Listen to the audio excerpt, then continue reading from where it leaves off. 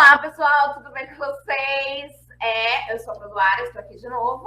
E agora eu estou com a Isabel. E ela vai falar um pouquinho pra gente quem ela é, de onde ela veio e o que é que significa essa tal dessa data dos povos indígenas. É importante você saber, Isabel, que nem todos tiveram essa aula. Então, tem muitos que não fazem a menor ideia mesmo do assunto. E aí você pode me falar um pouquinho de você, de quem você é, o que você faz? Certo. Olá, alunos, né, professora, todos os alunos que estão nos assistindo. Eu sou Isabel, meu nome de batismo é Maria Isabel de Oliveira.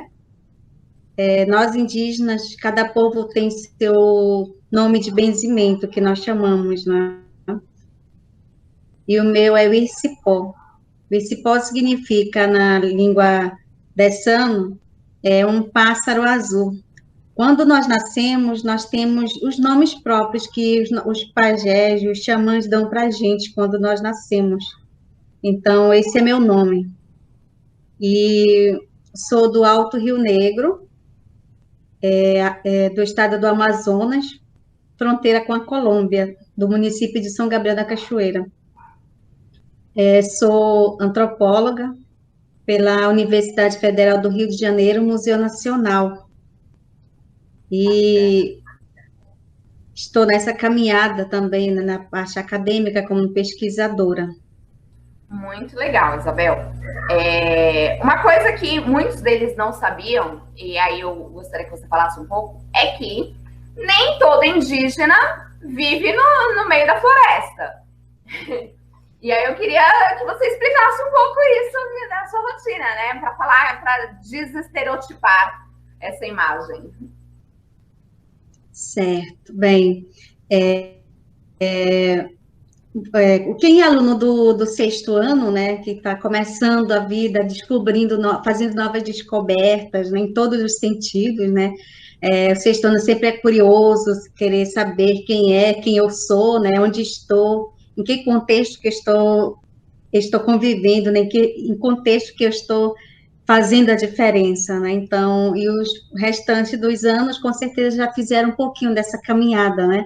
Mas, assim, no modo geral, hoje a gente sabe que a data do dia 19 de abril, todos os anos, desde quando, segundo as tradições ocidentais, né, que foram impostas na descoberta do Brasil, que não houve, né? Então, quando se colocou essa data, foi uma data, assim, de uma história, né, que foi vivida na época. E hoje se traz nas escolas essa data como o Dia do Índio, né? E antes, assim, todo mundo sabia que aquela data era dedicada aos povos indígenas, né? Mas, assim, com o tempo, quando a gente vai aprendendo e conhecendo, essa data, assim, ela simboliza, a gente sempre diz, a memória dos nossos ancestrais que sofreram décadas e décadas, né? Então, falar dos povos indígenas nesse dia é falar da nossa memória. A gente, às vezes, fica chateado, nós indígenas, né, de um modo geral, que o Dia do Índio é lembrado dia 19 de abril, porque foi imposta, está no currículo escolar. Todo mundo é obrigado, naquele dia 19 do Índio, falar dos povos indígenas. A gente fica meio chateado, meio não, muito chateado, por quê? Os povos indígenas, o dia deles é todo dia, assim como o dia de vocês também é todo dia. Então, nós somos iguais, né? Então, todo dia é nosso dia. Mas tem aquele dia que se lembra faz a memória. E, às vezes, os professores mesmo, né? Acredito que vocês, na educação infantil, nesse dia, com certeza, o professor faz um cocá de papel, coloca umas três, simbolizando as três peninhas aqui andando lá na escola. Isso em todas as escolas ocidentais, como a gente chama, né? Mas a gente acredita que não é só isso, simboliza só isso para o indígena. É muito mais. A gente, assim, meio uma imagem estereotipada realmente dos povos indígenas, né? Na realidade, as escolas, os professores deviam com essas tecnologias que nós temos, com essa tecnologia da informação e muita informação, deveriam, assim, inovar essas metodologias de fazer memória né, nessa data dos povos indígenas, né? Deveria ser, acho que seria bom renovar, né, as metodologias mesmo, assim, de como apresentar esse povo indígena, principalmente para aqueles que não conhecem, para aqueles que estão descobrindo o mundo, né, como ele é. Então, essa data para a gente ela é muito importante. Então, no dia 19 de abril é fazer memória.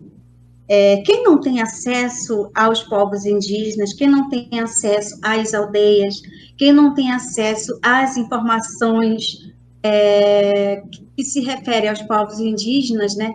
A internet está aí, né? Conhecer, eu até para os próprios alunos propor para os professores um dia assim diferente, né? Para ele ou ir numa aldeia ou chamar alguém para falar sobre os contos infantis indígenas, poema indígena, as histórias indígenas, a luta dos povos indígenas. Nós temos muitos conteúdos para partilhar com vocês, na realidade, né? Temos muitos acadêmicos, muitos professores, muitos profissionais indígenas que podem estar contribuindo com vocês para acessar esse conhecimento que se refere aos povos indígenas. Então, essa data para a gente simboliza muita coisa.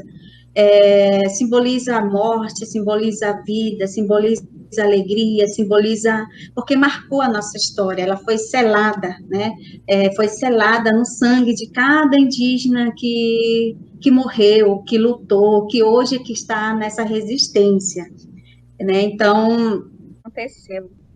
Bom, na sua fala você já acabou respondendo, na verdade, duas perguntas. A da Ana Maria, do 9º ano, que ela perguntou como era ser indígena nos dias de hoje. E da Beatriz, também do 9º ano, que ela perguntou se o Brasil foi descoberto ou invadido. O 9º ano, ele é bem ácido, assim, nas questões. Uma das questões que a Beatriz também me trouxe, do 9º ano, ela perguntou qual era o termo correto para se referir, se é índio ou indígena.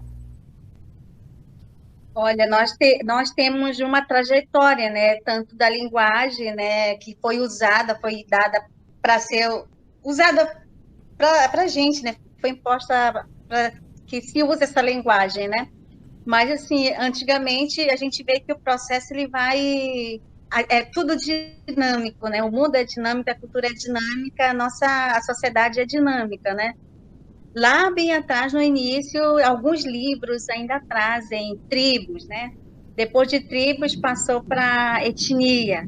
Depois de etnia, passou-se povos, né? E depois de povos, a gente também hoje tem indígenas, né? Por quê? Então, são 4 tipos de linguagem que foi se adaptando e cada tempo é um tempo, né? Então, antes, assim, falar de índio, né? Era uma coisa assim preconceituosa, né, para a gente, assim, quando a gente vai descobrindo o mundo, quando a gente vai conhecendo outras linguagens, né? Então, falar de índio depende da expressão que é usada, né? Índio às vezes é para cumprimentar, mas quando você fala assim um índio de maneira preconceituosa, assim, ela não é bem vista, né? Assim, como a gente sabe, hoje tem muito preconceito, né? Então, essa é a pergunta também da Júlia Lima, do 9º A também. Se vocês sentem muito preconceito ainda hoje? Sim, a gente sente muito preconceito ainda, e muito, nas nossas universidades mesmo, nas nossas escolas, por exemplo, hoje, como a professora colocou logo no início, se alguém perguntou, né, se o indígena ou índio ainda está só na aldeia, ou só está na mata, na floresta, né, porque quando se fala de indígena ou de índio, né, pensa que fica com uma coisinha na frente, né, cobrindo aqui o peito, colocar a pena aqui do lado, né? Tem muita gente, nossa senhora, pensa que o indígena ainda é vestido dessa maneira, né? Já se foram, os tempos se passaram e com a entrada dos colonizadores, eles cobriram, né? Eles levaram muita coisa para dizer que não era para andar assim, tinha que andar todo vestido, arrumado, como eles impuseram, né? Mas, assim, o indígena, ele está em todo lugar. Está na cidade, está na aldeia, está na área urbana, está na beira de rio, está na mata. Então, nós indígenas perpassamos por vários lugares, nós não ficamos só em um lugar. A gente tem vários lugares por onde perpassamos, porque fazemos a nossa trajetória por esses caminhos, né? Então, por isso que quando a gente vem para a cidade, a gente sente muito preconceito, porque a nova linguagem, a linguagem em si, nossa senhora, eu quando vim para a cidade, você se deparar com uma linguagem que você nunca ouviu, uma palavra que você nunca ouviu ninguém expressar, né? E tem muita gente que fala, ela é boba, ela não sabe, ela isso, aquilo, outro, né? Trata de maneira preconceituosa, porque não entendem como é a nossa vivência na aldeia, né? Então, quando saímos das nossas aldeias, vamos para a cidade, nossa senhora, é muita coisa assim, que a gente fica quase louco, porque primeiro é um barulho horrível na cidade, segundo, todo mundo, ninguém liga para ninguém, né? E terceiro, ninguém sabe em que local que nós estamos, então a gente fica meio atordoado. E é muita coisa, é coisa de maluco mesmo que está na cidade, porque você vai se adaptar a um lugar que não é seu, né? Um lugar estranho. Para mim é um lugar estranho quando eu saí da aldeia e vim para a cidade.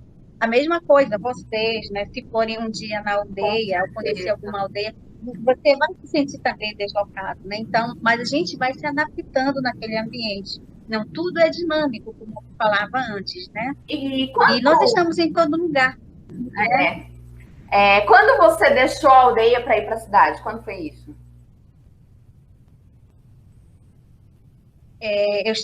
Meu pai me levou quando eu estava com 10 anos, eu nunca tinha saído da minha aldeia, eu nunca esqueço. Como eu nunca tinha saído da minha aldeia, eu tinha medo de tudo, barulho, qualquer tipo de barulho estranho, eu ficava com medo, o coração acelerava, né? E eu tinha medo de rio, de cachoeiras, porque na região onde eu estou o rio é muito grande, extenso, tem cachoeiras, tem ondas bem altas, perigosas, né? Então eu ficava com muito medo. E eu não conseguia dormir, eu não conseguia comer, parece que alguém ia, sei lá, algo assim me perturbava muito, né? Então, nossa, eu sofri muito. Passamos 5 dias na cidade com meu pai, né? E assim, eu não gostei, né? Então, foi com 10 anos. Não tá perdendo nada. Eu não vi mais. Falando aqui sobre a linguagem, a Maria Eduarda Mello, do 7º A, perguntou se você nasceu aprendendo português ou a língua local da sua aldeia. Eu aprendi falando a língua local da minha aldeia, que é Iengatu, né? E desde criança a gente aprende a falar, dependendo da qual povo você pertence, né? Então, a primeira língua é a nossa língua materna, que é a indígena, né? E quando a escola chegou na aldeia, nós éramos obrigados a aprender a falar a língua portuguesa. Então, tivemos que deixar morrer muita coisa. Não só eu, meus coleguinhas e outras nos antecederam, né? Nossos pais mesmos, assim, eles tiveram que deixar a língua original para falar o português. Até isso foi tirado da gente. Né? Então, gente, não é fácil. A gente sofreu muito. Quem sofre na pele, ela não... Por isso que eu digo que fica selado. Marca muito a nossa vivência, né? Porque parece que foi tirado da gente, fomos obrigados a falar uma língua que não é nossa.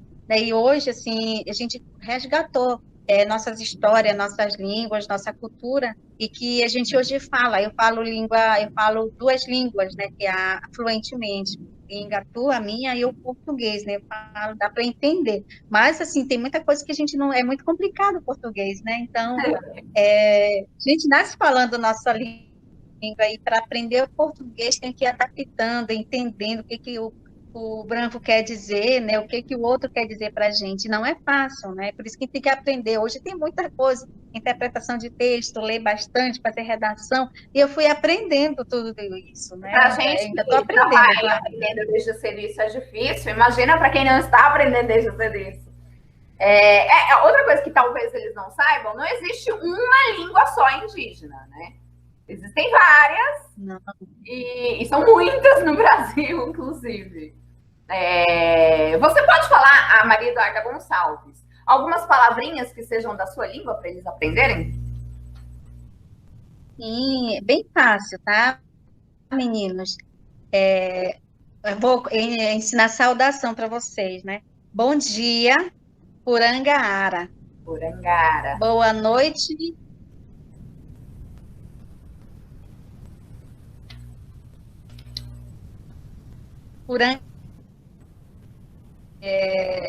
Boa tarde, Puranga Caruca.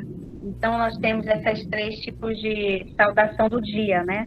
Legal. Ou também, bom dia, Puranga Cuema, né? E também tem tem várias línguas, né? Tem a língua tucana. Na língua tucana, você dizer bom dia, Wakatim. Aí, quem recebe a saudação diz Wakan, na língua tucano, né? Olha Na só. língua rúpida, com língua rúpida, né? Lá a gente sempre aprendeu, eu aprendi a cumprimentar, né? Oi, amo, né? Bom dia. Aí você que recebe, você diz oi, né? Bom dia. Então, bacana. Várias línguas. Nossa, a cultura indígena é muito rica, porque você não fica só em uma, você perpassa também por outras culturas, linguagem, línguas, enfim, né? Com certeza. Inclusive, falando da cultura, aí a Giovana do 8º A perguntou quais são os principais produtos alimentícios que você consome, ou sua aldeia consumia, enfim.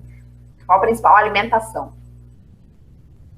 Bem, a nossa alimentação, ela varia muito da região, né? Então, nós do Alto Rio Negro, né, que eu sou de lá, a nossa alimentação é quiampira, peixe com pimenta, é nossa alimentação tradicional, isso a gente não deixa. Até hoje, eu tenho saudade dela, até hoje, quando eu aqui no Rio, eu tenho saudade. Então, é a nossa comida tradicional, que todo mundo que vai no Rio Negro experimenta um pouquinho. Eu até vontade. Mas, além da quiampira, uma deliciosa quiampira, temos o beiju, né, que hoje em dia ela se espalhou em todo o Brasil, que é a tapioquinha, né? Não sei se vocês conhecem, aquela branquinha. Então, ela é da nossa cultura. Tem muita coisa espalhada por que é cultura indígena que a gente consome e nem sabe, né? E quem vai conhecendo a nossa cultura, os nossos costumes, as nossas comidas, ela vai trazendo para a cidade, vai adaptando, né? Então o beiju, que a gente essa tapioquinha nossa, né? Que a gente come com peixe, a farinha da água, né? Que a gente tem também o processo diferente de fazer farinha, né? Então farinha não pode faltar, porque o nosso alimento é essencial, como se fosse o arroz para vocês na cidade, né? Para a gente é a farinha. Então ela não pode faltar para a gente. A roça, né? De onde a gente tira o nosso sustento. Então, assim, essa é a nossa alimentação básica, né? Tem o suco da mandioca, que é a manicuera, né? Então, tem o pescado, né? Que os nossos pais e irmãos pescam para fazer a quiampira, que é peixe com pimenta. Então, é um pouco essa nossa alimentação, né? Então, tem a caça também, né? Que tem a caça, por isso que hoje o desmatamento, né? Acaba nos atrapalhando na nossa alimentação, porque quanto mais desmatamento está tendo na Amazônia, né?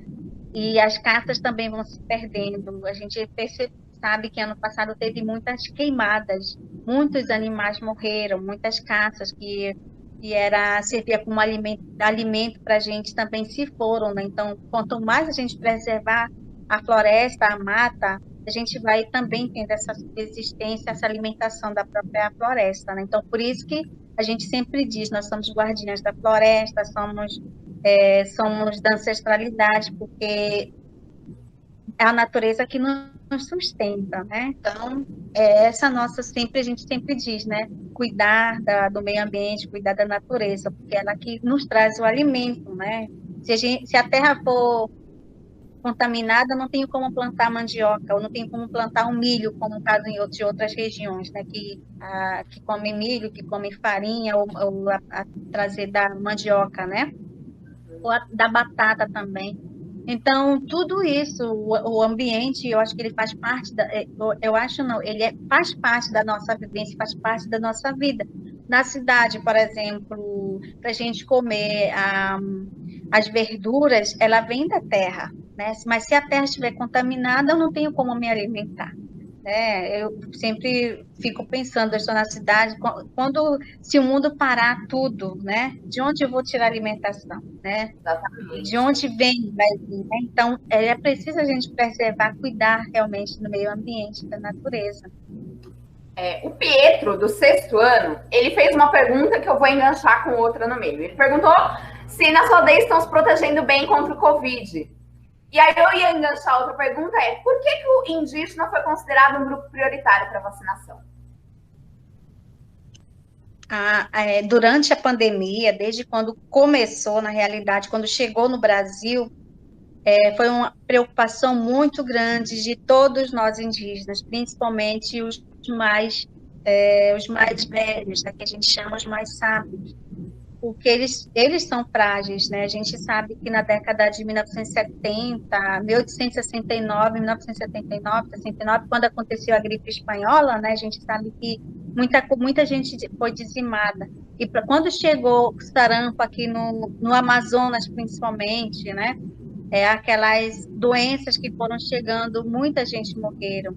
Minha mãe, ela sempre conta histórias muito tristes, assim, que vários perderam seus filhos, muita gente perdeu seus filhos por conta do sarampo.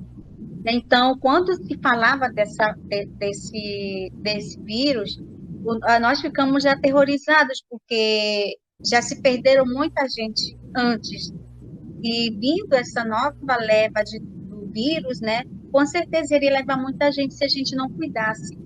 Então, foi uma preocupação muito grande de todos nós indígenas. Tanto que nós perdemos muitos sábios, muitas lideranças, muitas mulheres, muitos xamãs. Nós perdemos muito, que eu acho que durante a pandemia, quanto todo mundo, ficou muito fragilizado, porque perdemos tio, tia, aqueles que tinham conhecimento ancestral muito grande. Então, muitas bibliotecas vivas se foram do nosso povo, né?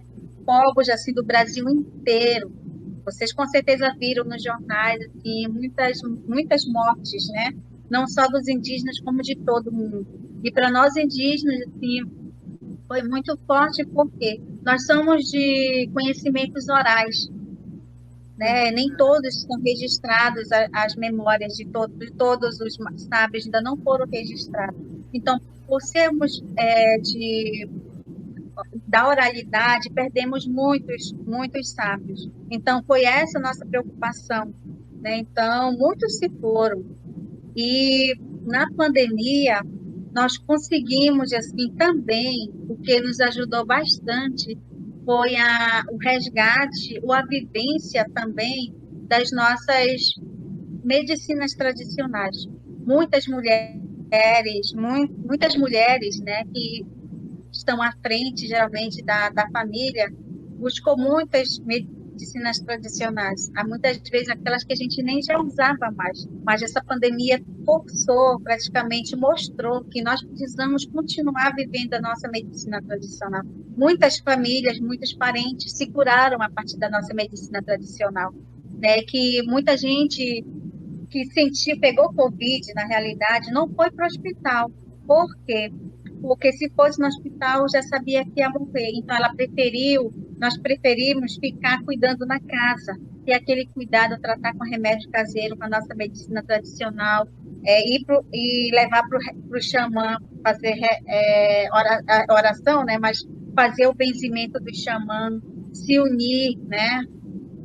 Compartilhar conhecimento uma com a outra, porque nós vivemos dessa oralidade, então quando você passa o conhecimento para outra, ela vai passando para outra, e assim a cura vai se formando a partir de rede de conhecimentos tradicionais. Então foi muito difícil, sim, para a gente, e até hoje está morrendo pessoas sábias, muitas lideranças ainda continuam morrendo, porque o Covid, o vírus ainda não passou. Então, a gente tem esse cuidado, né? E a gente traz como povos prioritários, indígenas prioritários, por quê?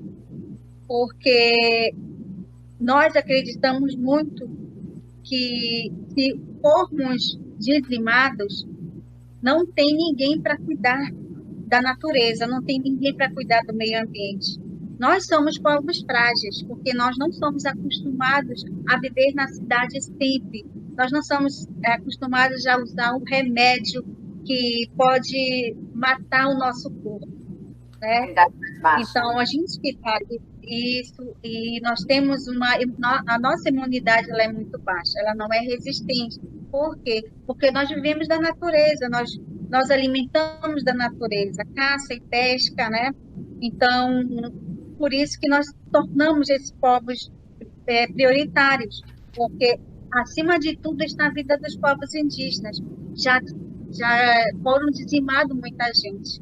Eu acho que a sensibilidade, por ser prioritário, ela é de suma importância, porque nós precisamos, todo mundo precisa, mas preferencialmente os povos indígenas estão na linha de frente, lá nas aldeias com fronteiras, ou estão naqueles lugares de vulnerabilidade, porque a invasão já chegou naquele lugar e com ele também vai a doença, né? Leva muitas doenças lá para as aldeias e a gente não tem como sobreviver, né? Então, essa é a prioridade de vacinar. Só que os indígenas que estão na cidade, às vezes muitos não têm esse privilégio. Por quê? Porque muitos dizem: quem está na cidade não é mais indígena. Quem está no Barrito não é mais.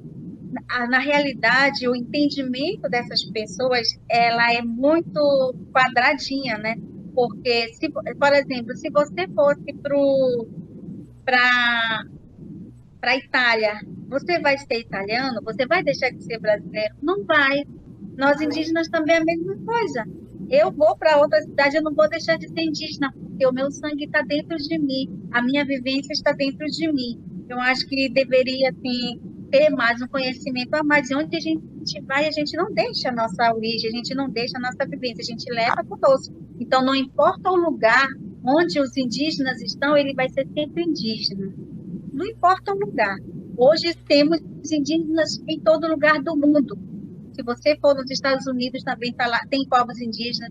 Se você for na Austrália, lá também tem povos indígenas. Então, em todo lugar do mundo tem os povos indígenas, né? E essa importância de falar desses povos é isso, conhecer essa extensão de diversidade de povos indígenas que está em todo o planeta. O planeta é povoado de povos indígenas, lá está a vida dos indígenas, ela não está isenta. É porque a gente colocaram na nossa cabeça, né? Colocaram na cabeça dos nossos pais, dos seus pais também, passaram para vocês e, pelo amor de Deus, vocês são da nova geração, conhecimento bem aprofundado, novas informações, tecnologias. Leiam, aprofundem a questão dos povos indígenas, para quando você tiver sua família, você vai passar para sua família toda a vivência, não só sua, mas de todos que nos rodeiam, né? A vida dos povos indígenas, a vida dos não indígenas também. Acho que esse é o legado que nós deixamos. Você, como aluno, você que está ali dentro da sala de aula, você faz a diferença em lugar que você estiver. Então, acredito que o preconceito só vai acabar quando nós semearmos a igualdade, quando nós semearmos a diversidade, né? Quando a gente sentir a sensibilidade que eu sou igual a todo mundo, acredito que essa nova geração ela pode contribuir muito para a sociedade. A gente tem que ser humilde também para dizer: eu tenho raiz indígena, eu tenho sangue indígena. Ou se eu não tiver nenhum tipo de sangue, mas eu vou lutar pela causa indígena, porque o nosso objetivo é deixar o legado para as novas gerações que vierem. nós somos passageiros, né? Daqui a pouco, a gente vai passar para outra dimensão. Todos nós vamos passar para outra dimensão. E o que eu vou deixar para a nova geração?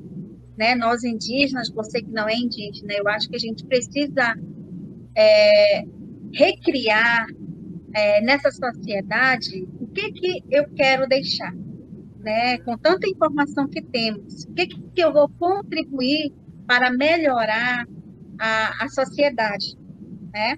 Daqui a pouco você vai ser um médico, professor, como está a professora, né? Como sou eu também, vai ser um filósofo, grande filósofo, teólogo, médico, cientista, né? O que nós vamos contribuir para a nossa sociedade, né? Hoje temos muitos profissionais indígenas, vamos compartilhar esse conhecimento com indígena e não indígena, vamos caminhar junto, vamos dialogar com esses dois mundos, né? Eu não vou só dialogar com o meu mundo, vou dialogar com outro mundo, porque quando você conhece o outro mundo, a sua mente começa a se abrir, né? A sua mente começa a buscar outras alternativas de vivência, outras alternativas de conhecimento, novas metodologias de vida, né? Você que está no 6º ano, está conhecendo o mundo é muito bonito, mas nós precisamos também nos colocar, a aprender, a conhecer e contribuir. Daqui a pouco você vai estar no 9º ano, você quando olhar para trás, você vai dizer, o que eu fiz? Qual foi a minha trajetória de contribuição na vida acadêmica no futuro? E quem está no 9º ano, daqui a pouco vai para o ensino médio, o que eu fiz durante a minha academia, né? Vamos colaborar, né? Vamos colaborar com a sociedade. Vamos, no mês de abril, que é mês dos povos indígenas, vamos fazer uma atividade diferente com o professor, vamos trazer outros indígenas, ou vamos conhecer uma história, vamos fazer entrevista com o indígena que está lá na aldeia X, com o indígena que é lá de outro lugar do mundo, né? Fazer esse intercâmbio de conhecimento de outros povos também, né? A escola, ela também serve para isso, né? Nos ajudar a inovar, a adquirir outros conhecimentos, né? Que não seja só o meu, mas que seja de outros, para a gente contribuir, né, professora? Acho bem interessante. Nossa vida é dinâmica. Daqui a pouco termina o ensino médio, vai para a faculdade, quando chegar na faculdade, nossa senhora, o que eu fiz? O que eu estou fazendo, né? Quem sabe algum de vocês vai estar na aldeia com o tempo, né? E a gente vai contribuindo, ajudando na busca de vários meios assim, de conhecimento. A Alice, do 6º ano, pediu para que você cantasse alguma música que fosse, simbolizasse para o seu povo, que fosse importante.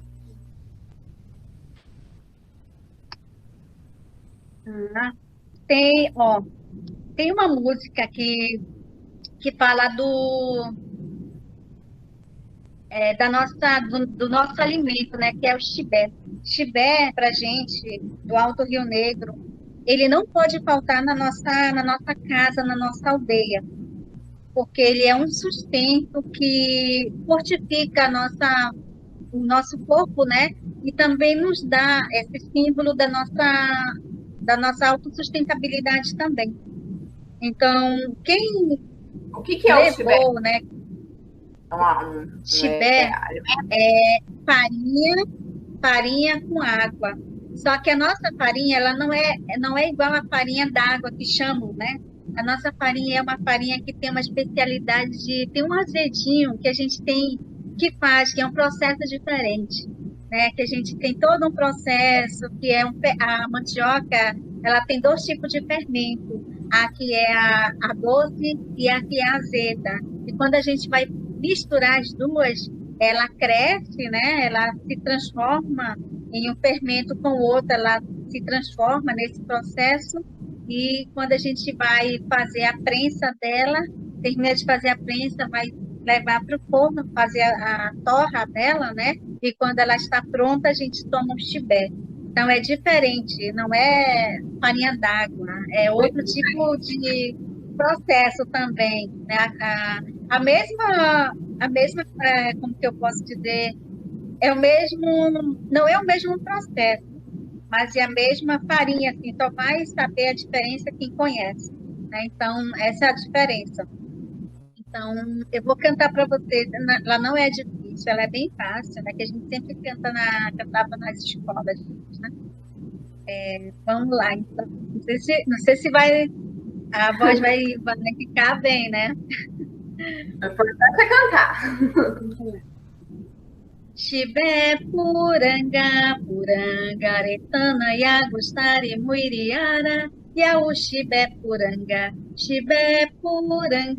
purangaretana, Iagustari, Muiriara, Yaú, chibé, puranga, Yasuana, Pinaitica, Pecatu, Yauarama, chibé, Sewara, Iagustari, Muiriara, Yaú, chibé, puranga, purangaretana, Iagustari, Muiriara, Yaú, chibé, purangaretana, Iagustari, Muiriara, Yaú, chibé, puranga. Então, é essa música que Bom, eu quero cantar para gostei. você. A Pinaitica é pescar, né? Já foi pescar bem distante para trazer o peixe para tomar, a fazer assar ou cozinhar, depois tomar com chibé. Então, A música já mostra um pouco do dia a dia, então, né? Que é um sustento muito essencial para a gente do Alto Rio Negro, né? Então, como eu disse, cada povo tem o seu modo de autossustentar, né? E a Amazônia, são 9 estados, né? Então, eu estou falando do Amazonas em si, Manaus acima, né? E Rio Negro, fronteira com a Colômbia. No mapa vocês devem identificar esse lugar. É muito distante, quem sabe alguém vai por lá ainda. Muito legal, muito, muito legal justamente por ser longe, né? Para causar essa visão de que não, o Brasil é muito grande. Às vezes a gente fala que o Brasil é como uma coisa só, né? Ele não é toda uma coisa só, ele é gigantesco, cheio de povos diferentes. E é bom destacar, professora, os povos do Alto Rio Negro tem 23 povos, todos são, assim, muitos são falantes da sua própria língua, né?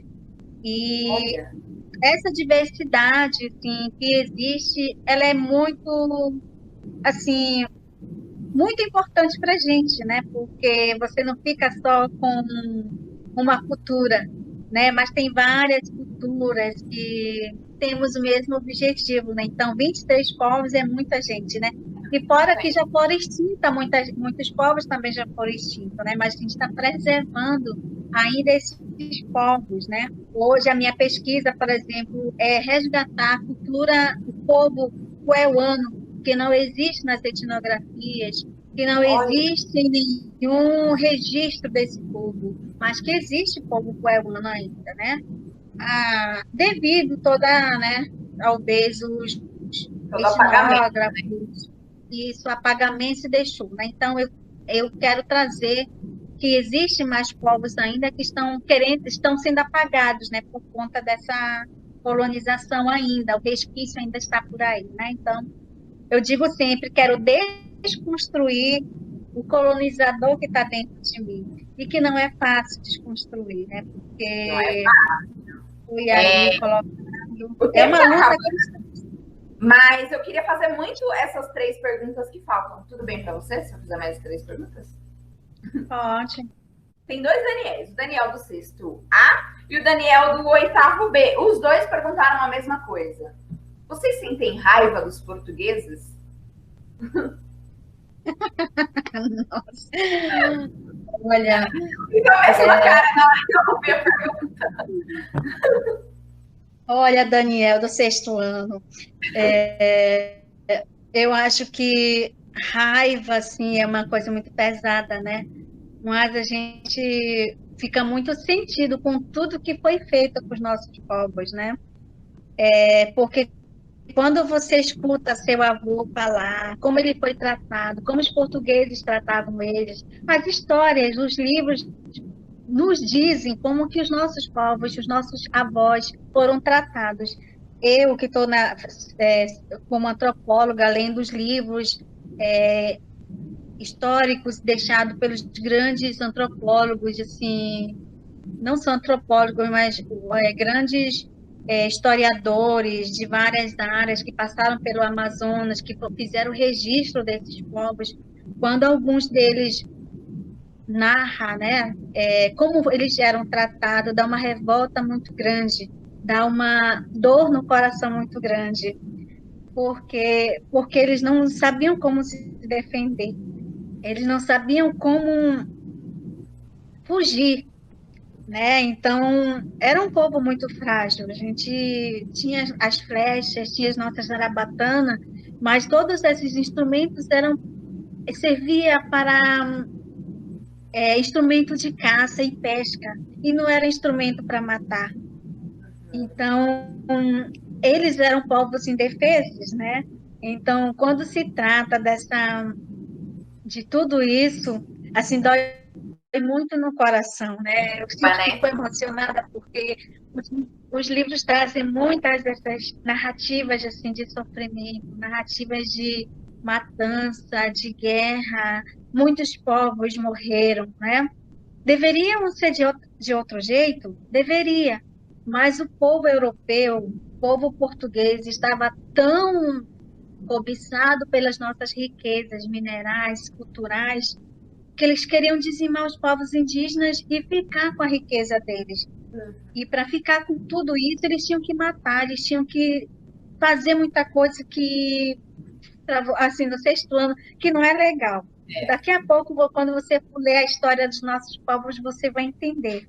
Né? Então, você que está ali... Mas, assim, raiva a gente não fica, mas dá uma revolta, uma dor grande. Isso é muito dolorido, de como os nossos povos eram tratados.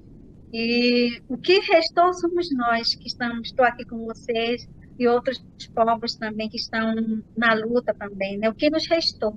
E o que nos restou a gente quer continuar preservando, né? Passando para os nossos filhos, netos, né? Porque nós também vamos deixar nossa história, assim como os nossos antepassados, nossos ancestrais, as nossas lideranças, né? Os nossos capitães, nossos pajés deixaram também para a gente. Né? Então, é isso, Daniel. Legal. Dúvida, você falou algumas palavras aí. Nós temos um xamã, um pajé. Qual é a função de cada um desses nomes? Cada um tem sua função. Né? Nós, por exemplo, do Alto Rio Negro, nós temos 5 origens, das 5 hierarquias, que eu posso dizer, né? Dos 5 clãs de onde origem, dependendo se é primeiro, segundo, terceiro, né? Mas nós temos 5, aqueles que nos dão a origem de tudo, né? Nós temos 5.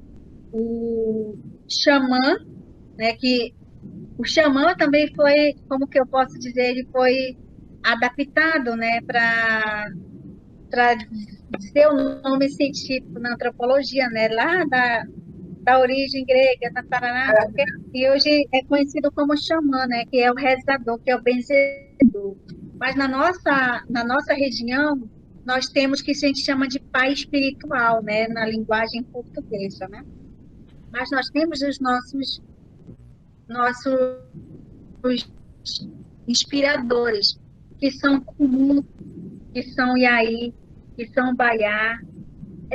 O Kumu, ele que reza, né, que revitaliza a nossa espiritualidade como indígena. E quando ele vai fazer o seu ritual, ele usa meu nome de benzimento para que os outros seres me reconheçam que eu estou naquele lugar.